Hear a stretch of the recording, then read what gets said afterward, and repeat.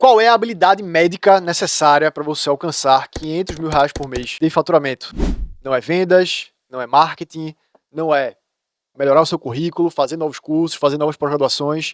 É algo que quase ninguém fala, mas que eu vou te revelar aqui nesse vídeo hoje, que vai completamente transformar a sua carreira médica e vai te fazer entrar no novo patamar médico, independente do seu nível. Se você está começando do zero, se você já tem resultados no seu consultório, se você tem uma especialidade, mas você quer mudar de especialidade, se você atende convênios ou dá plantões e quer sair disso, essa é uma das habilidades mais importantes da sua vida, ponto final. Se é a sua primeira vez aqui, meu nome é Vinícius Valença, sou médico, presidente da Associação Brasileira de Medicina do Estilo de Vida, pós-graduado em Nutrologia pela USP e já mentorei mais de 1000 médicos, os ajudando a construir essa habilidade e ter resultados também extraordinários como esse. E o nome dessa habilidade é liderança. Há cerca de 3 anos eu estava começando um consultório particular e eu já estava tendo bons resultados, já estava tendo cada vez mais pacientes me procurando ali todo dia. Eu estava com a agenda já realmente cheia, né? Tava atendendo todos os dias, de manhã e de tarde. Só que eu comecei a perceber algo que eu não esperava que eu ia sentir. Eu estava começando a sentir que eu não ia conseguir mais seguir aquela rotina. Ter pacientes todos os dias, mesmo que pacientes particulares, estava ganhando muito bem ali, tá? Eu já estava ganhando uns 100, 200 mil reais por mês no consultório, mas eu senti que eu não conseguiria progredir mais do que aquilo, porque eu estava atendendo todos os dias, de manhã e de tarde, segunda, terça, quarta, quinta e sexta, e muitos médicos podem olhar para isso e falar, pô, você estava reclamando de boca cheia, né? Você estava ali tendo bons resultados com o paciente, e você, pô, quer crescer mais ainda para quê? Se eu tivesse um consultório assim, eu já estava satisfeito. Mas eu tinha o desejo de crescer mais, de escalar mais, de impactar mais a minha mensagem, de ajudar mais outras pessoas pelo Brasil, e eu simplesmente não tinha tempo para isso. Faltava tempo. E aí eu comecei a me perguntar, o que é que eu preciso fazer para poder ter mais tempo? Já que agora eu tenho muitos pacientes e eu não estou tendo tempo para nada, basicamente. E aí eu comecei a estudar sobre isso, sobre negócios, e comecei a entender que nada de grandioso nessa vida se faz sozinho. Nada que você pense em realizar, algo que seja realmente de impacto para a sociedade, né? Aqui no meu instituto, por exemplo, Instituto Vive. É visão, impacto e valor. Então, o impacto está dentro da nossa nomenclatura. A gente quer gerar um impacto na vida de pacientes e médicos pelo Brasil. Nada vai se realizar se você não tiver uma equipe ao seu lado. E foi isso que eu comecei a perceber nessa época. É que eu sozinho ali, fazendo tudo dentro do consultório, eu fazia aplicação, eu fazia procedimento, eu atendia paciente, eu enviava receita, eu tirava dúvida. Eu tava literalmente sem tempo para mais nada, a não ser fazer aquilo. E aí eu comecei a estudar essa habilidade, porque eu sei que se eu vou trazer pessoas para minha equipe, eu vou precisar saber guiar essas pessoas, saber liderar essas pessoas. Caso contrário, se você não dominar essa habilidade, você não tem como escalar. Porque ou você não vai conseguir recrutar pessoas para o seu negócio, ou você não vai conseguir manter e progredir essas pessoas dentro do seu negócio, ou você não vai conseguir fazer nada porque você não vai contratar. Então, o nome da habilidade é liderança e tudo isso começa com você. Porque o maior problema de uma pessoa que começa a contratar, começa a montar a sua própria equipe, né? Primeira secretária, primeira enfermeira, primeira gerente. O maior erro de quem começa a fazer isso é você não começar por você. Costumo falar aqui, você não tem como liderar ninguém se você não lidera a você mesmo. Então, se você é o tipo de pessoa que fala que vai pra academia, não vai, que faz uma promessa pro seu amigo e não cumpre, que fala que vai fazer tal coisa e não faz, eu tenho novidade. As pessoas que você está liderando vão fazer a mesma coisa. Então, olhe para você e veja onde hoje eu não estou cumprindo 100% as minhas promessas. Isso vai impactar demais, demais na sua capacidade de liderar outras pessoas. Então, comece liderando você mesmo. Marcos Aurelius falou, seja rígido com você mesmo e flexível com os outros. Justamente porque quanto mais você exige de você, você tem essa barra mais alta, isso vai inspirar respeito às outras pessoas que também vão buscar esse resultado. Então, se eu vou atender um paciente que quer emagrecer e eu tô obeso, você vai imaginar que isso não vai gerar um resultado satisfatório. Agora, se eu tô me cuidando, se eu tô realmente com um resultado muito acima da média, isso gera inspiração para aquele paciente, porque liderança também não é sobre só a sua equipe, é também sobre os seus pacientes. Se você não sabe liderar os seus pacientes, eles vão buscar outro médico. E é isso que acontece com muitos médicos que não se cuidam e querem ter autoridade para cuidar dos pacientes. Você simplesmente não vai ter. Não importa quantos certificados você tem na parede, não importa quão habilidoso você seja, se você não entregar o resultado, tiver o resultado que você promete entregar para o seu paciente, você simplesmente vai ter uma dificuldade muito grande de fidelizar e crescer o seu consultório. E essa habilidade, ela é sobre como você escalar o seu tempo. Você precisa de outras pessoas para escalar o seu tempo. Eu não consigo estar aqui agora filmando e estar controlando as câmeras do vídeo. Eu não consigo estar agora aqui e estar tendo uma aplicação de um paciente na minha clínica e ser eu fazendo. Não tem como. Então, a habilidade de liderança é a que permite você delegar tarefas e você liberar o seu tempo para você crescer muito mais. E esse é o primeiro ponto. É que você precisa liderar você mesmo para depois liderar outras pessoas. E o segundo ponto, eu descobri quando eu trabalhava em UTI ainda. Teve um belo dia em que eu estava lá na UTI, né? Era um plantão de 24 horas. Eu estava me preparando para ir dormir depois do plantão na noite. E aí tem uma paciente lá que estava muito agitada. Era uma paciente que estava, desde o plantão anterior, já estava muito agitada, estava sedada, estava entubada. Só que ela não estava contida. Ela estava não estava aqueles pacientes que estão muito agitados, não estão contidos e muitas vezes tem o risco de arrancar os acessos venosos porque eles estão muito agitados, né? E aí, essa paciente, no começo do plantão, eu lembro que eu fiz um acesso venoso central, porque ela estava usando droga vasoativa, né? Por exemplo, noradrenalina, para manter a pressão dela estável. E essa paciente, quando eu fiz o acesso central dela, eu avisei para a equipe de enfermagem para poder conter essa paciente. Deixar ela contida, porque eu sabia que existia o risco, né? Mesmo ela sedada, ela estava em processo, na verdade, de despertar, que é quando a gente vai reduzindo a sedação do paciente. E estava com a droga vasoativa bem baixinha, lá na UTI. E aí, quando eu avisei isso para a equipe, beleza, eu entendi, imaginei que todo mundo tinha entendido. Fui lá descansar e tudo certo. Fiquei tranquilo, né? E era um acesso venoso, lembro até hoje, né? Na veia femoral. E aí, fui descansar e tudo mais, e deu 3 horas da manhã. Chega lá a enfermeira na minha sala de descanso. Doutor, corre aqui, urgente, urgente. Aí, o que foi que aconteceu? O que foi que houve? A paciente arrancou o acesso central. Aí mas eu tinha falado pra conter a paciente. Enfim, não é hora de fazer nada, né? A paciente tava usando droga vasoativa, tava usando noradrenalina. Se ela ficar muito tempo sem essa droga, eu sabia que ela poderia cair a pressão até ter uma parada. Então eu fui de urgência e funcionei o acesso central lá rapidamente. É um procedimento que geralmente quando eu faço com calma, eu faço em 15, 20 minutos, mas como era urgência, eu fiz, eu acho que, sei lá, 7 minutos.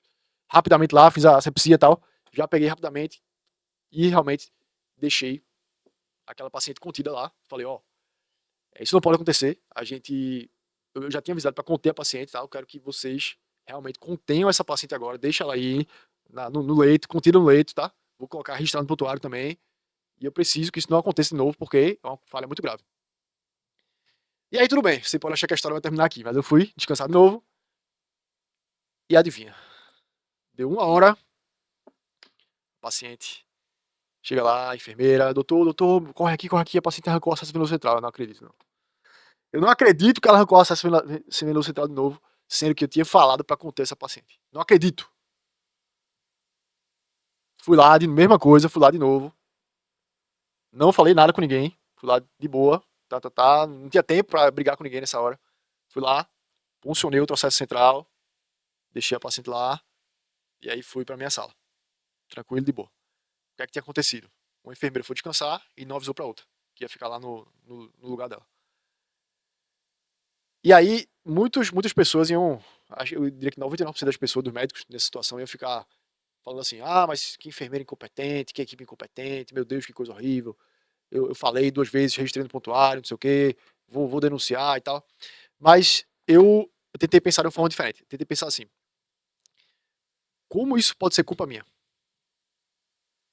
Como isso pode ser culpa minha? Qual momento eu poderia ter deixado mais claro o nível de importância dessa situação? Em qual momento eu poderia ter checado, antes de descansar de novo, poderia ter checado que realmente a paciente estava contida? E eu acho que se você tem esse hábito de você sempre se culpar, isso é uma coisa que vai inspirar muito outras pessoas, que vai te ajudar na habilidade de liderança. Então, é a chamada autorresponsabilidade. Se tudo que acontece você fica culpando outras pessoas, nada é culpa sua, tudo tem uma desculpa, você vai se dar mal, as pessoas dificilmente vão respeitar você. Cheguei atrasado. Pois é porque, pessoal, o ônibus atrasou. Pessoal, é porque o elevador demorou. Adivinha o que as pessoas vão falar? Exatamente a mesma coisa. Então, uma grande parte da sua liderança é a autorresponsabilidade. Vamos falar agora do terceiro pilar sobre a liderança para você dominar essa habilidade e conseguir crescer muito mais rápido no seu consultório, delegar tarefas e ter muito mais liberdade. E o terceiro pilar é confie na sua intuição. quando eu percebo e olho para trás sobre os maiores erros que já cometi, todos eles, ou quase todos eles, aconteceram porque eu não confiei na minha intuição. Eu tive um sentimento, eu tive um pensamento, eu tive um insight, eu tive uma realização que eu sabia, né? Porque o que é a intuição, né? Eu gosto muito da definição de intuição, que é assim. Intuição é quando experiência encontra informação. Então, quando você tem informações suficientes, você tem uma experiência suficiente, o seu subconsciente ele vai começar a literalmente decidir as coisas para você e te dar esses sinais. Eu sei que parece uma coisa louca, mas é que nem quando você tá no chuveiro, por exemplo, e você tem uma ideia do nada. É tipo isso. Para mim, isso é a intuição. É quando seu cérebro junta as peças, conecta as coisas e você, rapaz, é isso que vai acontecer. E você simplesmente sabe. Isso, claro, que não vem da noite pro dia. Isso vem com o tempo, isso você vai refinando. Mas eu diria que hoje as pessoas têm muito menos intuição, porque toda hora as pessoas estão assim, ó, estão no celular, pode parar um minuto, estão aqui no celular. Isso não dá tempo de você ficar um pouco entediado para sua cabeça começar a ter ideias. E essas ideias, essas intuições, é que muitas vezes são as decisões certas. E você muitas vezes não escuta a sua própria voz, sua própria intuição, e você literalmente toma uma decisão errada. Foi isso que aconteceu comigo já algumas vezes. E hoje em dia eu já não penso mais assim. Hoje em dia, se eu tenho uma intuição minha, eu vou confiar nela. E várias vezes isso dá certo. Nem sempre não é 100% de chance de dar certo. E isso é uma coisa que vai se refinando com o tempo. Mas eu descobri que a probabilidade das decisões serem certas, confiando na sua intuição, é alta. E para você conseguir isso, o que eu falei para meus alunos nesse fim de semana, que a gente fez um evento aqui, inclusive, foi o seguinte: você precisa ter a cabeça fria. Se você está toda hora mexendo no celular, toda hora falando com alguém, toda hora em reunião, toda hora naquela correria louca, você dificilmente vai ter tempo para ter essa intuição. Por isso que o pessoal fala que acontece no chuveiro, né? Porque no chuveiro você não tem que contar no celular no chuveiro. Pelo menos nem o doido faz isso, né? E naquele momento que você tem, talvez, o único momento do dia que você tem um momento ali para pensar e você tem ideias no chuveiro por causa disso, né? Então, hoje eu priorizo esses momentos de cabeça fria para poder deixar o meu subconsciente trabalhar, deixar a minha cabeça pensar e conseguir tomar as melhores decisões. Porque tem um cara chamado Naval Ravikant que ele fala assim: na era em que existe alavancagem infinita, que é essa era de hoje, o que é a alavancagem infinita? É, se eu quero divulgar meu trabalho hoje, eu não preciso pegar 100 mil panfletos e distribuir pela rua para 100 mil pessoas. Isso demoraria, o quê? Sei lá, um ano. Eu posso simplesmente fazer um anúncio, divulgar esse anúncio, colocar dinheiro nesse anúncio, para o Meta divulgar, por exemplo, e em 2 dias, automaticamente 100 mil pessoas viram esse anúncio. Então, o que mais importa hoje, nessa época de alavancagem infinita, ou seja, o quanto você coloca no sistema para o quanto você tira, isso é alavancagem, essa diferença, o que mais importa é o seu julgamento, e não o quão duro você trabalha. Então, se você tem um julgamento mais afiado, é isso que vai gerar os melhores resultados. Se você pega pessoas como Warren Buffett, que é o maior investidor do mundo, bilionário, ninguém paga ele porque ele, para ter a forma que ele trabalha pesado todos os dias.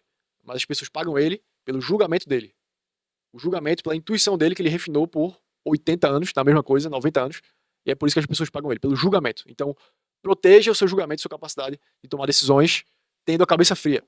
De forma prática, para não ficar muito abstrato, separa pelo menos um dia na semana que você vai relaxar, que você não vai se preocupar com fazer muita reunião, vai ficar pelo menos um turno sozinho ali, pensando e raciocinando sobre seus próximos passos, porque isso vai te ajudar muito nas suas decisões. E agora vamos para o quarto pilar, que esse é muito importante. Isso aqui eu queria saber no começo também. E se você está aqui, está gostando do vídeo, se inscreve aqui, dá o like. Eu tenho certeza que esse conteúdo, você aplicando ele, porque ele é baseado na vida real, não é, eu não li no livro isso aqui, é baseado literalmente na minha experiência aqui no Instituto, ter saído do zero e alcançado o faturamento de mais de 500 mil reais, muito antes de outros médicos da mesma área. E esse pilar é o seguinte, vou exemplificar ele com uma frase. Quando encontrar o espadachim, desembainhe sua espada. Não recite poesia para quem não é poeta. Então, não existe líder bom que vai consertar pessoas sem caráter. Se você desconfia que, e quando eu falo líder, eu estou dizendo também sobre pacientes, sobre talvez mentorados, sobre equipe. Se você identifica alguém que não tem caráter, ou que tem um caráter duvidoso, não importa o seu nível de liderança, não importa o quanto você tenta ajudar, não importa o quanto você tenta ser justo, você não vai conseguir consertar alguém sem caráter. Então, o meu maior erro foi não ter demitido antes pessoas que não tinham caráter. Eu tentei consertar elas, mesmo sabendo que não tinham caráter, mesmo sabendo o que eu tava. E foi uma das vezes que eu não confiei na minha intuição. Foi exatamente numa situação assim, em que uma pessoa claramente mentiu pra mim uma coisa.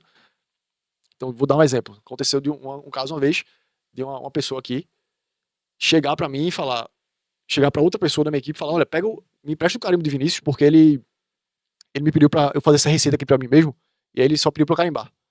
Aí a pessoa desconfiou, né? A pessoa tinha o meu carimbo, desconfiou e falou, deixa eu confirmar só com ele rapidinho. Aí a pessoa foi confirmar comigo, não, eu não fiz isso. E não existe indicador mais claro de falta de caráter quanto mentira na sua cara. Então, imediatamente, se eu pudesse voltar atrás, eu teria cortado ali na hora. Mas não confio na minha intuição. Minha intuição falou. Mas aí vem a cabeça do outro lado falando, não, mas não, bora dar uma chance, não sei o quê. E eu acredito que esses aprendizados que você está tendo aqui, você pode aplicar na sua prática, vão te ajudar a você não cometer os mesmos erros e você tomar decisões melhores. Então, se você identifica uma falta de integridade, uma falta de caráter, não perca o seu tempo. Nunca, não perca o seu tempo. Simplesmente desligue, seja um paciente, seja um colaborador, o que quer que seja. Esse é o próximo pilar. E, para finalizar, o último pilar da liderança é que somente duas coisas importam quando você vai escalar, quando você vai querer sair ali do, talvez, se você já tem consultório, tá faturando aí 500, 100 mil por mês, e quer 50, 100 mil por mês, e quer chegar nos 500 mil por mês, o que importa muitas vezes não é o que você pensa. Na minha visão, pelo menos, só importam duas coisas. Só importa resultado, então, você realmente entregar resultado, seja financeiro, seja resultado para os seus pacientes, isso é o que mais importa, de forma ética, óbvio, e a cultura das pessoas. É só isso que importa. Porque, pensa bem, você pode ter alguém que entrega muito resultado, mas não é alinhado com a sua cultura, por exemplo. E isso é uma coisa muito ruim. Porque ela vai contaminar as outras pessoas e vai terminar sendo muito ruim para a sua empresa no geral. Se você tem uma pessoa que tem muita cultura, mas não entrega resultado, também é muito ruim, concorda? Porque aí você vai ter uma pessoa que não está entregando resultado e vai gerar uma baixa no padrão do seu resultado da sua empresa. E você vai terminar se prejudicando com isso. Então, o que você busca quando você vai escalar, trazer pessoas para sua equipe, é resultado e cultura da sua empresa. Se você gostou do vídeo, envia para um amigo seu, colega médico seu que está começando consultório particular, clica aqui em se inscrever, clica no like e a gente se vê no próximo vídeo.